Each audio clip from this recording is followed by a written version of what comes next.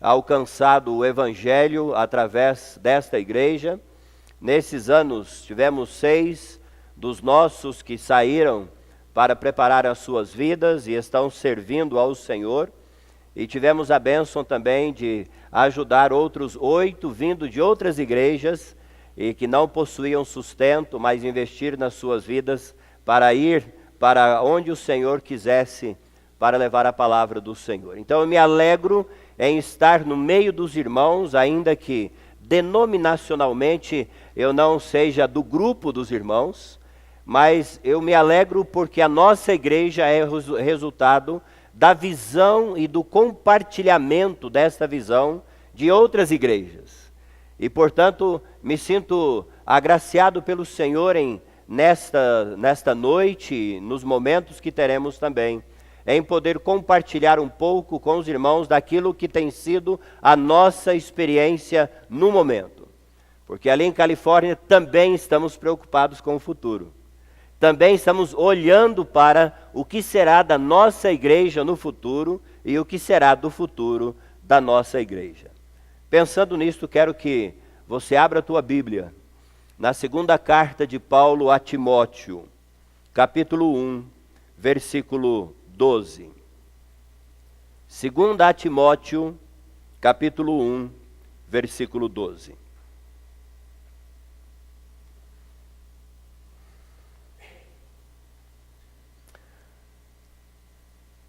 A palavra do Senhor nos diz assim: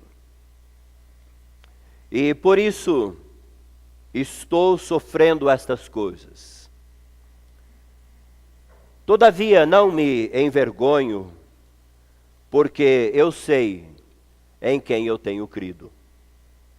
E estou certo de que Ele é poderoso para guardar o meu depósito até aquele dia. Abra também a tua Bíblia para o Evangelho de Jesus Cristo, registrado por Mateus, no capítulo 16. Mateus capítulo 16, versículo 18, onde Jesus nos diz: também eu te digo que tu és Pedro, e sobre esta pedra edificarei a minha igreja, e as portas do inferno não prevalecerão contra ela. Quero pedir permissão aos irmãos para voltar a esses 2 textos apenas no final desta nossa mensagem, para então aplicarmos o que esta palavra nos diz dentro daquilo que o Senhor quer transmitir aos nossos corações nesta noite. Eu acredito que todos nós gostaríamos de ter a experiência de olhar para o futuro e por algum momento pudéssemos enxergar como seria este futuro. Quem na sua infância ou na sua adolescência já não desejou por um momento só dar uma espiada no seu próprio futuro? Quem de nós já não desejou lá naquele momento passado da sua experiência saber com quem se casaria?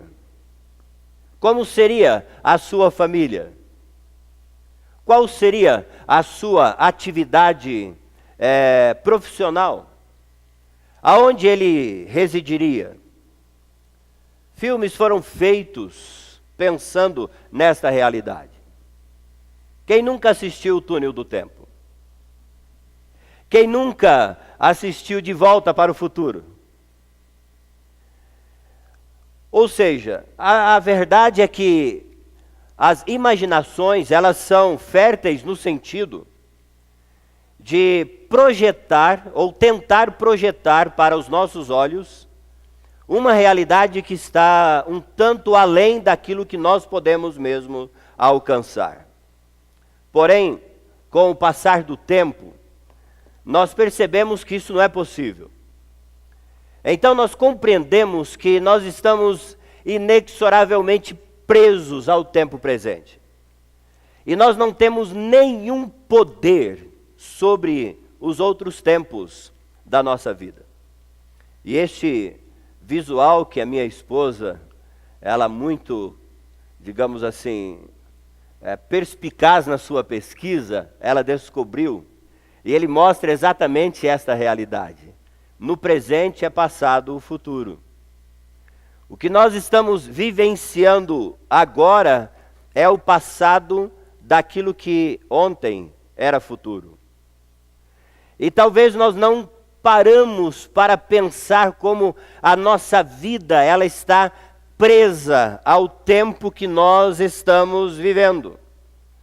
Que nós não temos nenhum poder sobre o nosso passado, nós não temos nenhum poder sobre o nosso futuro, mas, a bem da verdade, nós podemos no presente fazer algo que terá uma repercussão no nosso futuro.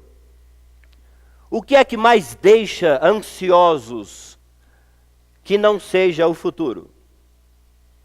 Por que será que Jesus nos disse em Mateus capítulo 6, versículo 34, sobre nós não andarmos ansiosos com o dia de amanhã? E depois ele completa dizendo que basta a cada dia o seu próprio mal. É porque o Senhor sabe muito bem que a nossa tendência é ficarmos ansiosos por aquilo que virá amanhã. E muitas vezes, neste processo de ansiedade, os nossos olhos são desviados daquilo que nós devemos e precisamos fazer hoje. Nós não temos futuro. Filosoficamente falando, o futuro não existe para nenhum de nós. Se eu perguntasse a você quantos anos você tem, qual seria a tua resposta? Pastor Luciano. Não fale.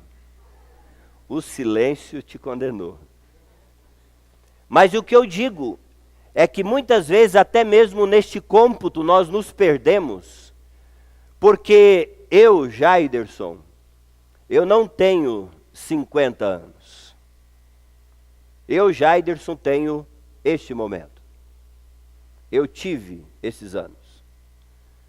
O momento que eu tenho é este que eu estou olhando para os irmãos.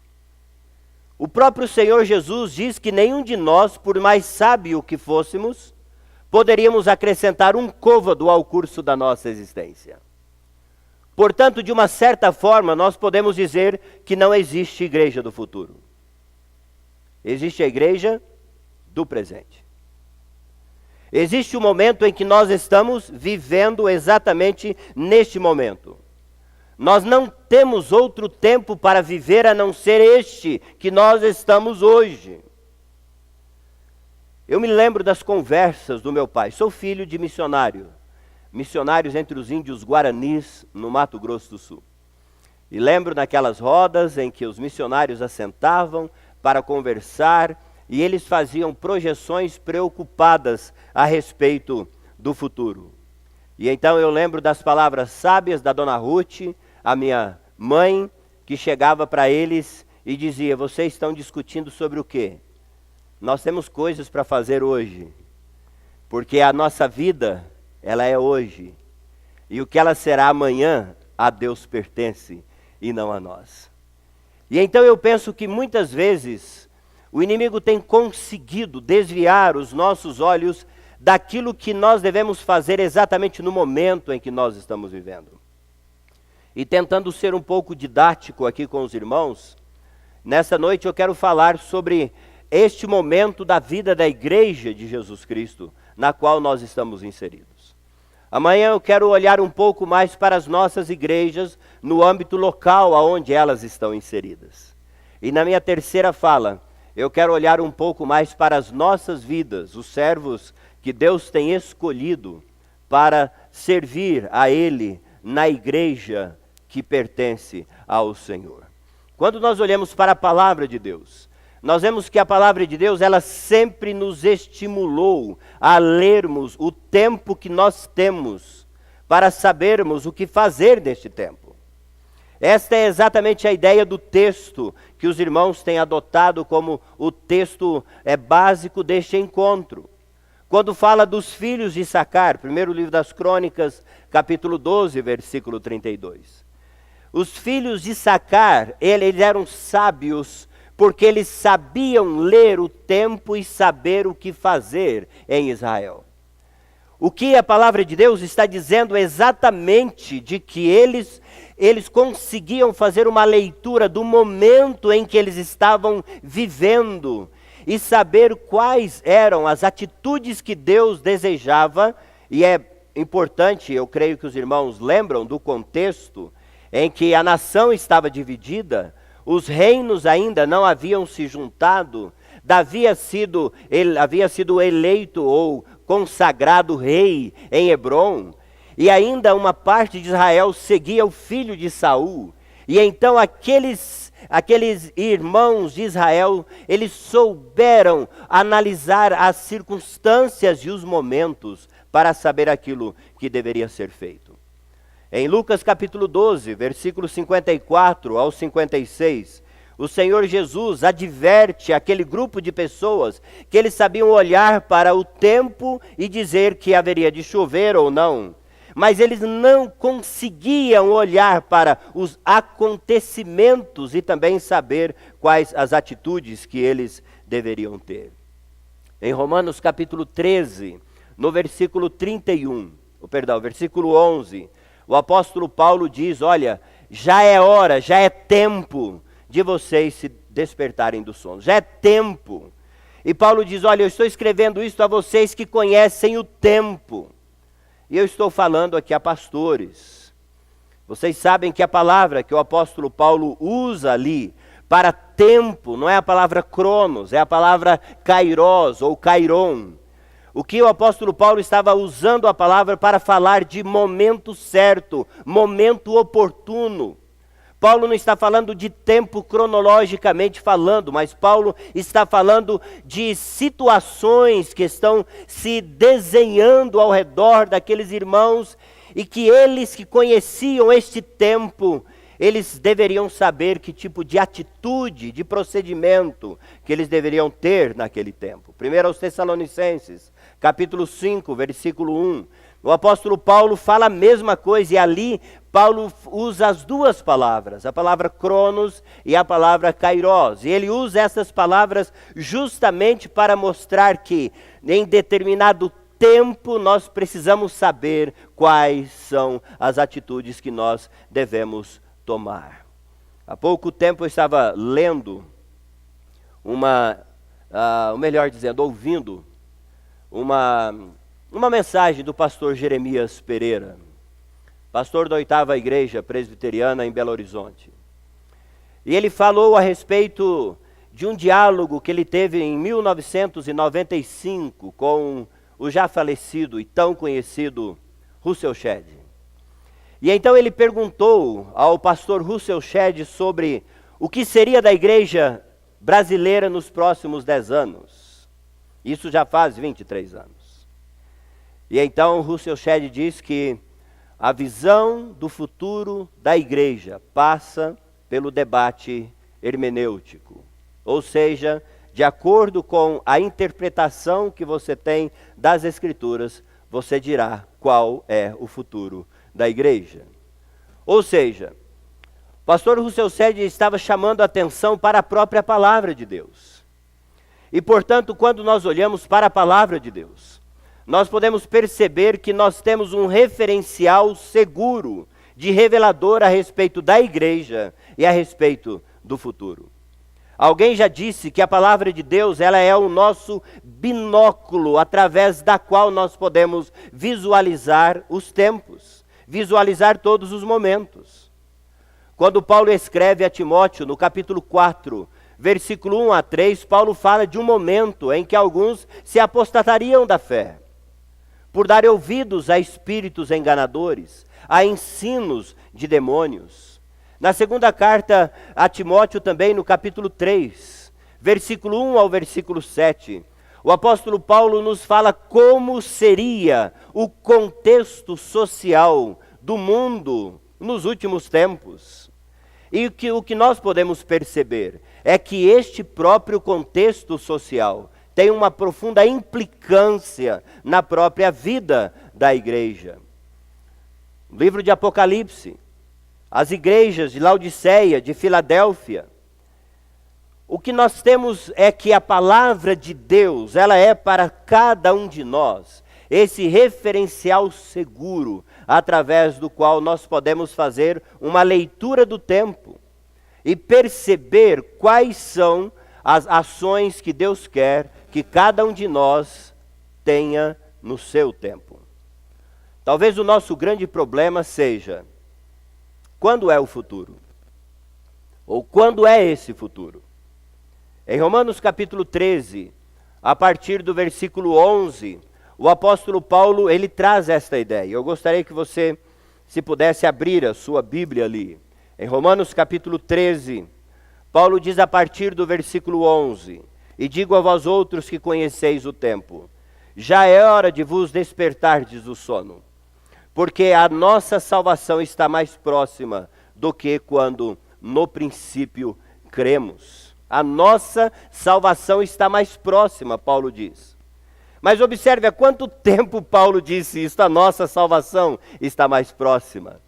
Há quanto tempo os cristãos estão lendo esse mesmo texto da palavra de Deus, estão falando a respeito de que a nossa salvação está mais próxima. Portanto, quando é este futuro?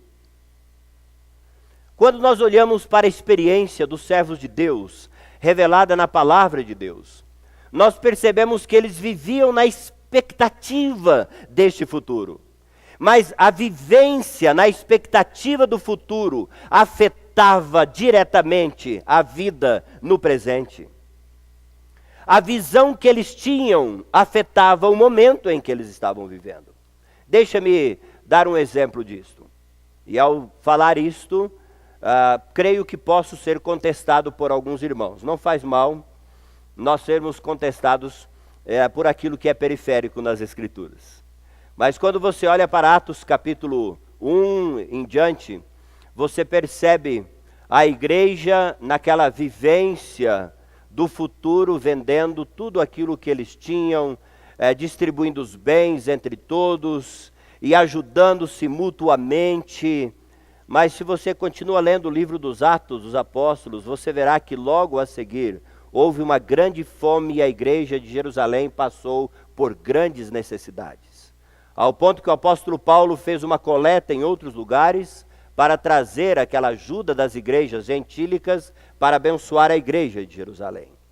E eu acredito que a razão pela qual eles vendiam as suas propriedades, eles distribuíam os seus bens, eles compartilhavam aquilo que eles tinham, não era fundamentalmente pelo grande amor que eles possuíam uns pelos outros, mas é porque eles imaginavam que a igreja não passaria pela virada do primeiro século. É porque eles imaginavam que a vinda de Cristo seria rápida. A visão que eles tinham a respeito do futuro determinou o comportamento deles no presente. 2 cartas precisaram ser escritas para orientar a igreja corretamente a respeito do futuro. 1ª e 2ª aos Tessalonicenses. Por quê? Porque eles não imaginavam um futuro longo na história da igreja aqui. Se você voltar para Atos capítulo 1, a partir do versículo 6, você verá que é exatamente este o pensamento dos apóstolos.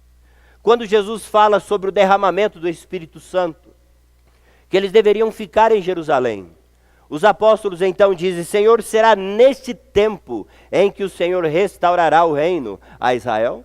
A visão deles era esta. E isto afetava o comportamento.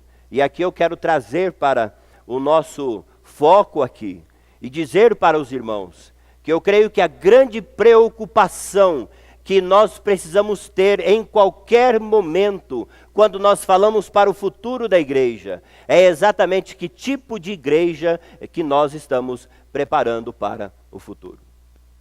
E esta é a preocupação primária que eu quero trazer ao coração dos irmãos. Que tipo de igreja que nós estamos hoje preparando para o futuro? De nada adiantaria nós ficarmos preocupados com o futuro da igreja, se nós não estivéssemos preocupados com o nosso momento hoje. E eu pergunto, não foi isso que o pastor Bruno, é isso mesmo? Não é isso que o pastor Bruno dividiu com os irmãos na sua primeira fala aqui nesta noite? Neste encontro que os irmãos estão tendo, nas assembleias que terão aqui, não é que tipo de atitude nós devemos ter agora, e os irmãos, como um grupo denominacional, precisam ter agora, contemplando aquilo que pode acontecer com a igreja. Portanto, eu quero chamar primeiramente os irmãos para esta reflexão. Que tipo de igreja nós estamos preparando para o futuro? E quando nós olhamos para a história, seja ela bíblica, seja ela eclesiástica, o que nós podemos perceber é que o futuro da igreja sempre foi uma preocupação dos servos que estavam vivendo o momento presente da sua experiência com a igreja. Em Atos capítulo 20, versículo 17 ao 35, o apóstolo Paulo reúne os líderes da igreja de Éfeso na cidade de Mileto. E ali de Mileto, então, o apóstolo Paulo fala com eles a respeito da igreja. Paulo diz, olha, eu sei que depois da minha partida, entre vós mesmos surgirão lobos vorazes. Olha, depois da minha partida, outros se introduzirão, mas a Paulo faz um alerta para eles, em que eles deveriam, lembrando de como o apóstolo Paulo havia servido ao Senhor, eles deveriam pastorear o rebanho do Senhor. Na segunda carta aos Coríntios, capítulo 11, versículo 1 e 2, o apóstolo Paulo fala do seu temor com a igreja de Corinto. É só um momento de humor aqui, né? É impressionante o tanto que Paulo preocupava com os nossos irmãos corintianos. Eu não sei por que isso, né? Mas ali o apóstolo Paulo, ele diz que ele receava que assim como a serpente havia enganado Eva com a sua astúcia, que eles também fossem enganados e se afastassem da simplicidade e pureza devidas ao Senhor Jesus Cristo. Mas quando nós olhamos para esses servos de Deus, nós percebemos que a preocupação deles não era uma preocupação contemplativa, mas não era uma preocupação vazia de atitudes no presente. A preocupação deles não era alguma coisa como que nos reunimos e assentamos para olhar preocupados com as nossas igrejas, com a nossa realidade, e então depois nos levantamos e voltamos para os nossos lugares. Não. A vida desses irmãos, ela é pedagógica para nós, e nisso nós estamos em vantagem e ao mesmo tempo com muito mais responsabilidade. Se nós temos na palavra de Deus uma percepção clara a respeito do futuro, e aqui nós não precisamos nem de filmes, nem de bola de cristal, então nós percebemos que existe uma clara relação entre a revelação que Deus dá na sua palavra e a atitude que Deus espera que nós tomemos dia a dia. E, portanto, essa nossa preocupação com a igreja, ela não pode ser uma preocupação vazia de atitudes. Ela tem que ser uma preocupação ativa. Ela tem que mexer com as nossas vidas. Ela tem que fazer com que nós olhemos para as nossas igrejas. Ou, como diz o pastor Bruno, para o nosso passado recente.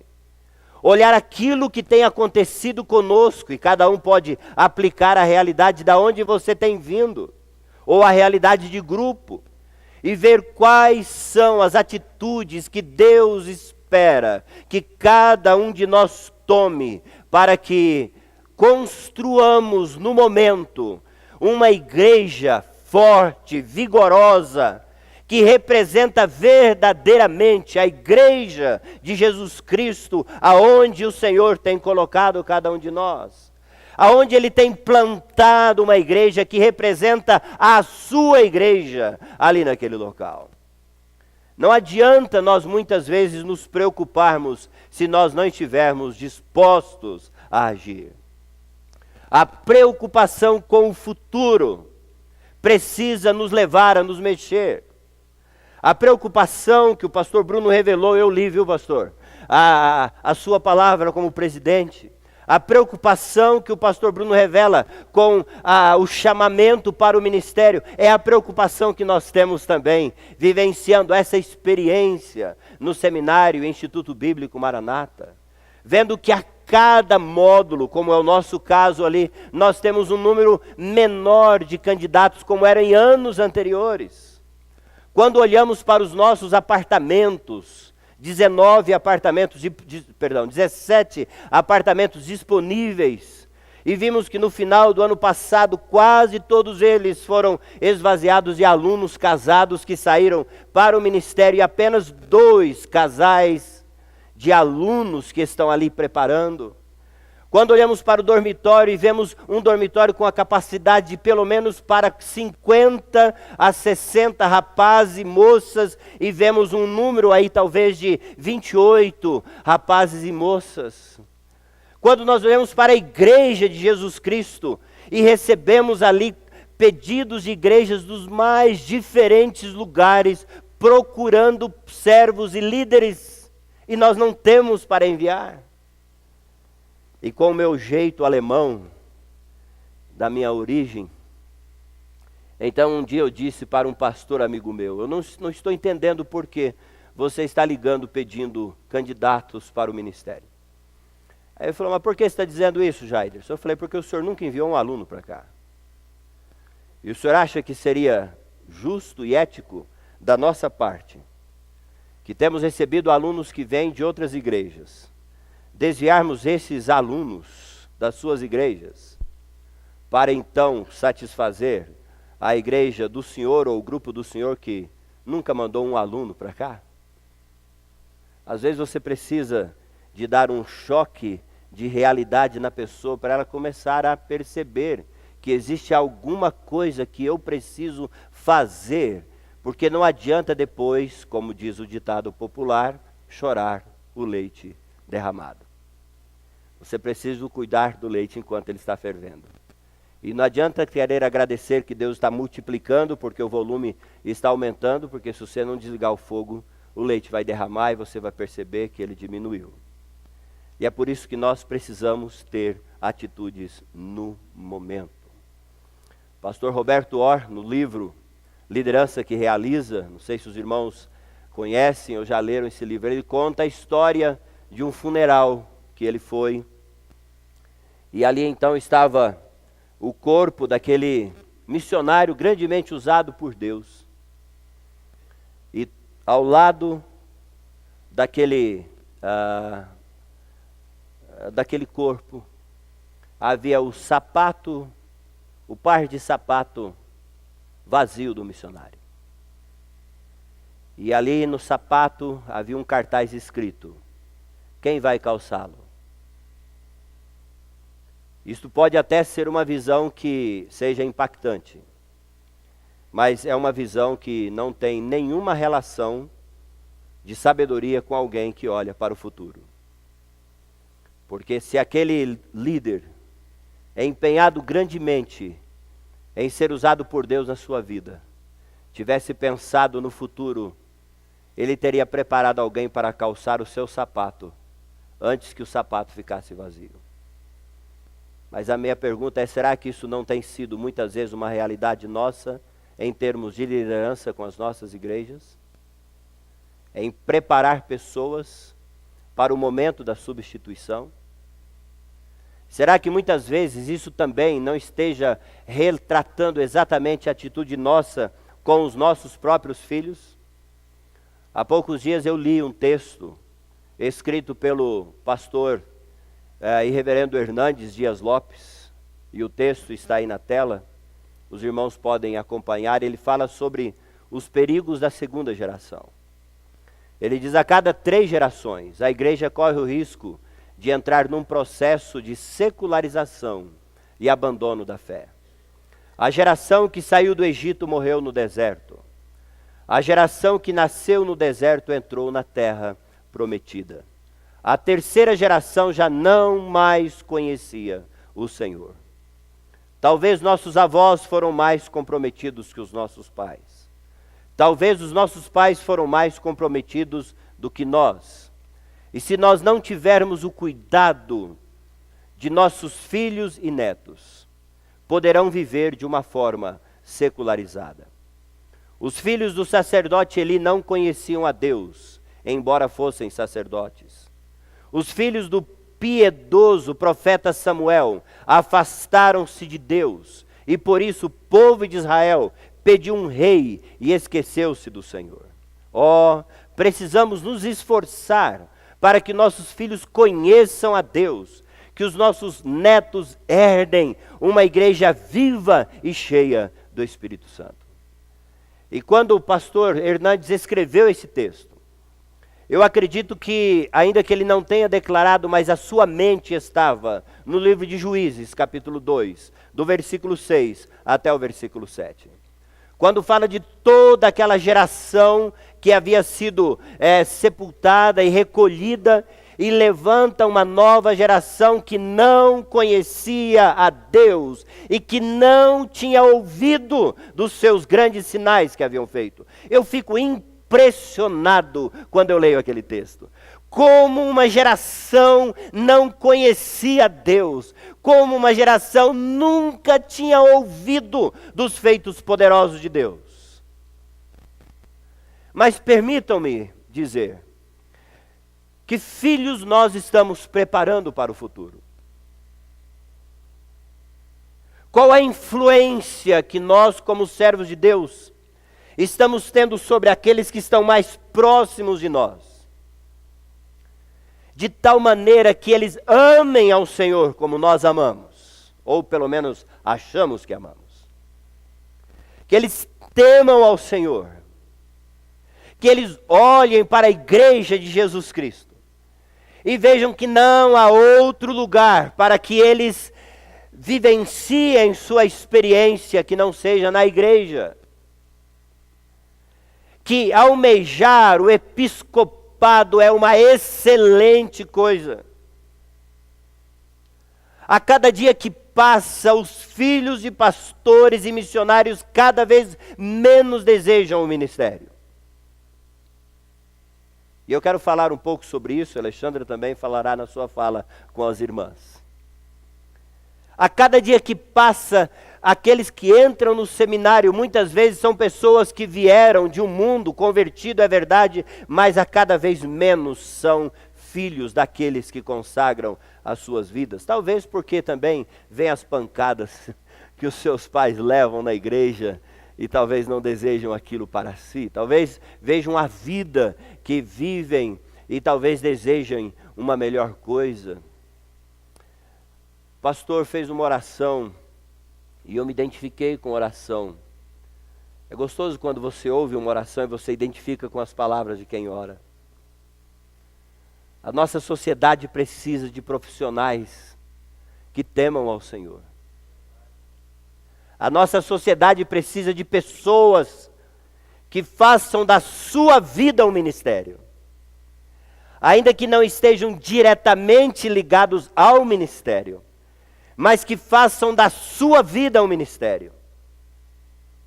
A nossa sociedade está precisando de homens e mulheres que olhem para a sua vocação e contemplem a vocação não pelo ganho pecuniário, mas que contemplem a vocação pelo poder de testemunho e influência no meio em que elas estão. Que ali mesmo elas vão salgar, fora do saleiro. Que ali elas vão brilhar, fora do ambiente onde elas estão sendo criadas e adoradas. Mas, infelizmente, nem sempre se percebe que existe essa percepção de tempo presente, aonde nós estamos vivendo. O presente que estamos vivendo vai determinar que tipo de igreja os nossos filhos terão no futuro. Porque eles serão a igreja, se o Senhor Jesus não voltar. Eles estarão ali. mas eles colherão aquilo que estamos plantando hoje. Assim como hoje estamos colhendo uma igreja que foi plantada antes.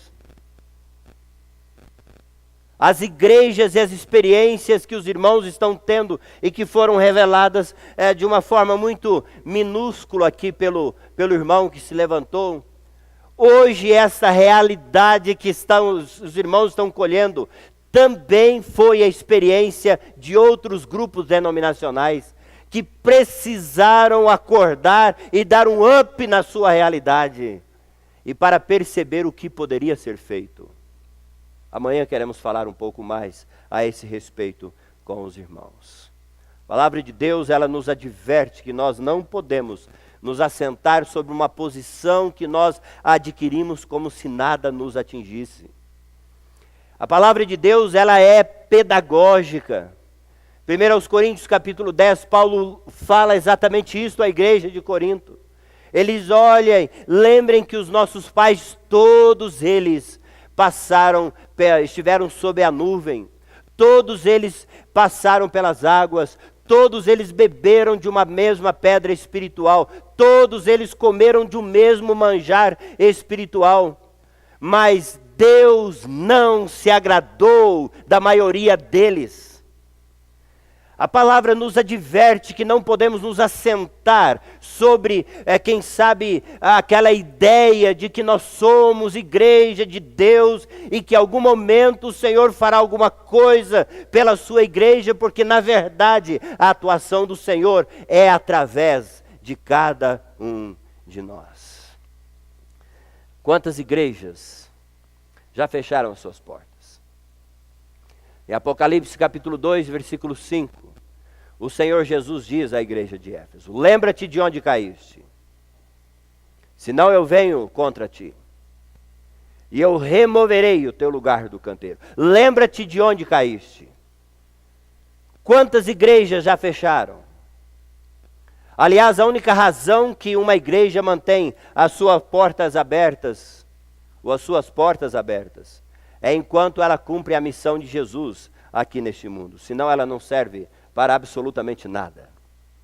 Em Mateus 5,13, Jesus diz que o sal, quando ele se torna insípido, ele para nada mais presta, a não ser para ser lançado fora e ser pisado pelos homens. Agora, a grande convicção que nós temos, e que produz esperança no coração de todos nós, sobre o futuro da igreja, é que ainda que nós sejamos atores neste processo, quando nós olhamos para a igreja de Jesus ao longo do seu desenvolvimento, nós percebemos que Jesus é o Senhor do futuro da igreja. Glória a Deus por isso. Ainda que nós estejamos trabalhando para a construção da igreja do futuro, nós entendemos que Jesus é o Senhor do futuro da sua igreja. Nós nunca podemos perder esta percepção que o Senhor é o Senhor da história. Ele nunca perdeu, Ele nunca perderá o controle dos rumos da história da sua igreja. E é por isso que o profeta, ele orava e ele dizia: ó, aviva a tua obra no correr dos anos. E a oração nossa precisava ser exatamente esta oração. Em Isaías capítulo 6, versículo 1, Isaías diz que ele viu o Senhor assentado no alto e sublime trono. E as abas das suas vestes, elas enchiam todo o limiar do altar. E aquilo tremia, porque a visão que ele tinha, ainda que o rei havia sido morto, ainda que o trono estava vago, ele percebia que a história da sua nação, ela estava nas mãos daquele Senhor que estava assentado sobre um alto e sublime trono. E eu pergunto, será que esta visão que você e eu temos quando nós olhamos para a igreja de Jesus Cristo? Será que esta visão que realmente nós temos, que o Senhor é o Senhor da história, quando nós perdemos esta percepção, então nós começamos a temer pelo futuro. Nunca podemos esquecer, João 1,5, Jesus diz que a luz resplandece nas trevas, e as trevas não prevaleceram contra a luz. E todos sabem exatamente o que Jesus quis dizer quando ele diz que a luz resplandece nas trevas. Por mais tênue que ela possa parecer, por maior que sejam os rompantes das trevas contra a luz sempre haverá de prevalecer. Nós não podemos perder essa percepção. Mateus 16, 18, Jesus diz: eu edificarei a minha igreja. As portas do inferno jamais prevalecerão contra ela. Muitas igrejas fecharam suas portas, mas a igreja de Jesus Cristo, com ela isso nunca vai acontecer. E é exatamente por isso que nós precisamos de erguer os nossos olhos para aquele Senhor soberano, que é o Senhor da nossa história, que é o Senhor da história da igreja a qual os irmãos pertencem. E como Senhor da igreja, as portas do inferno jamais prevalecerão contra ela. Ele é Senhor absoluto de tudo. E se Ele é o Senhor da igreja, nós não temos absolutamente o direito de determinar como esta igreja deve ser, ou ela será. E talvez este seja exatamente o erro que muitas vezes nós cometemos. É porque nós fazemos uma igreja à nossa imagem e semelhança. Nós fazemos de uma igreja e da igreja aquilo que nós achamos que ela deve ser. De acordo com a nossa percepção, nós organizamos a vida da igreja e nem sempre os nossos olhares estão realmente voltados para como Cristo quer que esta igreja seja. Este sempre foi o desafio, irmãos, e sempre será o mesmo desafio. É exatamente de olhar para a igreja e ver exatamente como conformar esta igreja àquilo que Cristo quer e não aquilo que nós queremos. Foi o desafio da igreja em Atos capítulo 6. Quando um grupo de irmãs lá, viúvas dos helenistas, ficaram esquecidas na distribuição diária. E se você olhar para a gramática, você verá que elas foram esquecidas propositadamente. Não foram esquecidas involuntariamente. Foram esquecidas porque elas eram viúvas de helenistas, que eram judeus que haviam assimilado a cultura grega. E, portanto, não eram bem vistas pela própria igreja formada por judeus no seu início. Se você olhar para Atos capítulo 15, você também verá o grande desafio da igreja, em que os judeus queriam conformar a igreja aos seus usos e costumes, e criar um problema sério para o próprio ministério do apóstolo Paulo. Ou seja, sempre a igreja terá o desafio de olhar para a sua vida e perceber de que maneira na sua experiência e na sua realidade ela retratará a igreja de Jesus Cristo e não aquela igreja que eu ou você pensamos que ela deve ser. Aliás, eu acredito que esse seja um dos grandes problemas nossos como igreja. Permita-me a sinceridade em dizer isto. É porque nós avaliamos as igrejas pelo nosso rótulo que nós colocamos para elas. Aliás, para mim isto é algo horroroso. É terrível quando alguém define o outro pelo rótulo que ele estabelece a respeito desta pessoa. Quando nós olhamos para a igreja, nós não podemos, irmãos, ser tomados pelo espectro sombrio que muitos têm da igreja. Mas nós precisamos ser tomados pela promessa de Jesus Cristo, do tipo de igreja que ele apresentará assim. Em Efésios 5, versículo 27, ele diz isto: Cristo apresentará a si uma igreja gloriosa, sem mácula, sem ruga, porém santa e sem defeito. Uma vez, um amigo foi nos visitar em casa. A gente não fala o nome porque é um amigo conhecido, amigo comum de muitos que aqui estão. E então estávamos falando sobre os desafios do ministério, falando sobre a nossa experiência em Califórnia. E ele disse para mim: Jairson, para que isso? Eu estou de boa. Jesus já disse que nos últimos tempos seriam tempos difíceis. O que eu vou fazer?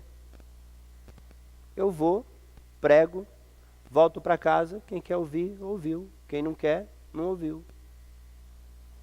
Às vezes, irmãos, podemos até criticar esse companheiro.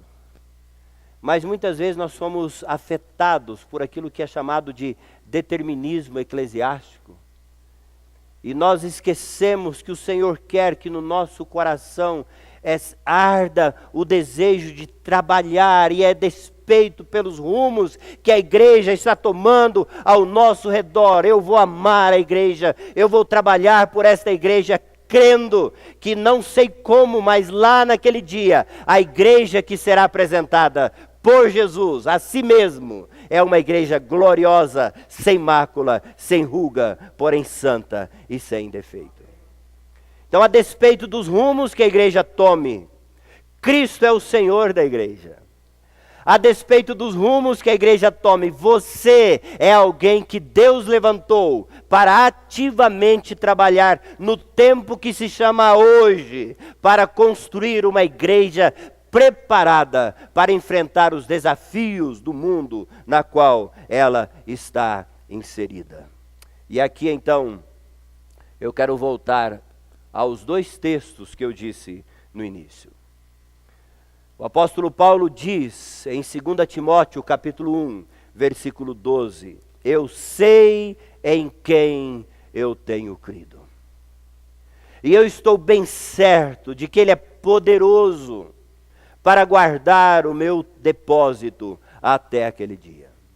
A nossa relação com a igreja de Jesus Cristo, ela não pode ser uma relação de incertezas. Eu sei em quem eu tenho crido, eu sei quem é o meu Senhor. Malaquias capítulo 6, versículo 6, Deus disse, porque eu sou o Senhor e não mudo, é por essa razão que vocês não são consumidos. É porque eu não mudo, eu sei quem é o Senhor da igreja. E, portanto, eu posso relacionar com esta igreja na certeza de quem é o nosso Senhor. E eu gostaria de perguntar a você, meu querido companheiro de ministério, quando você olha para a igreja onde Deus te colocou para servir, como o pastor Bruno diz, muitas vezes igrejas pequenas. Você olha para esta igreja e você sabe que o Senhor é o Senhor daquela igreja. Ele disse, eu edificarei a minha igreja. E ao longo da história, Ele está fazendo isto. A forma gramatical que Jesus usa, quando Ele diz, eu edificarei a minha igreja, Ele apresenta um fato, Ele apresenta uma realidade continuada. E Ele continua edificando a sua igreja.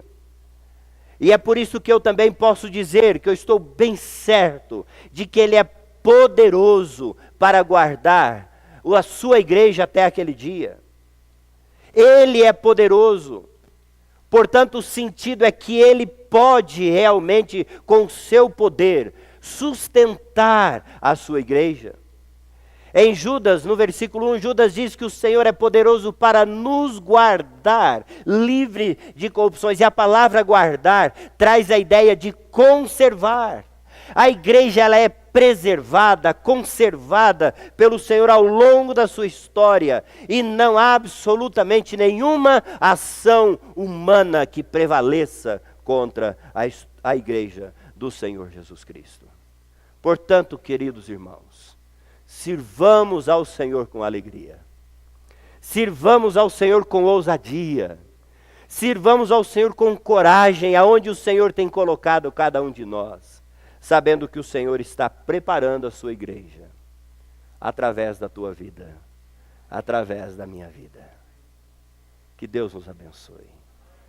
Que os nossos olhos sejam abertos nesse dia, para não ficarmos apenas preocupados com a igreja do futuro, mas que os olhos nossos sejam abertos nesse dia, para pensarmos que hoje nós devemos tomar as atitudes certas para preparar esta igreja, que é a igreja do Senhor Jesus Cristo. Que Deus nos abençoe.